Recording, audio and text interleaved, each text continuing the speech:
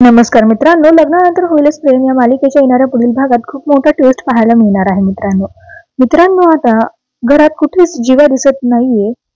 या येणे जे आहेत या उद्देशाने जे आहे ते नंदिनी जीवाला सगळीकडे शोधत असते.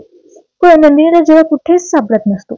तर जीवा काव्यासोबत खाली असतो, ते शेकोटी असते तिथे जीवा आणि काव्या भांडत असतात.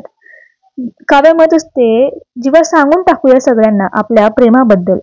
तर मित्रांनो असं काव्या म्हणत असते तेव्हा आता जीवा म्हणतो की नंदिनीचा जो आहे तो लग्नावरचा माझ्यावरचा विश्वास उडून जाईल, असं मी काहीही करणार नाहीये.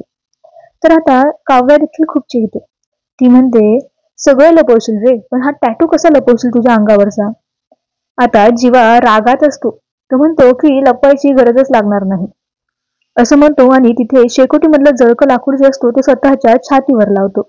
आता तिकडून नंदिनी देखील पळत येते आणि नंदिनी पळत आल्यानंतर हे सगळं बघते. तिला देखील खूप मोठा धक्का बसतो मित्रांनो.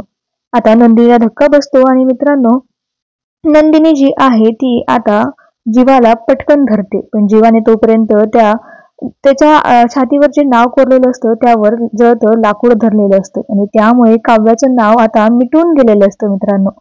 तर आता पुढे काय होईल हे सगळं पाहणं रंजक असणार आहे. पण तुम्ही मालिका पाहताय का आणि मालिका तुम्हाला आवडते का हे आम्हाला कमेंटमध्ये कळवायला विसरू नका.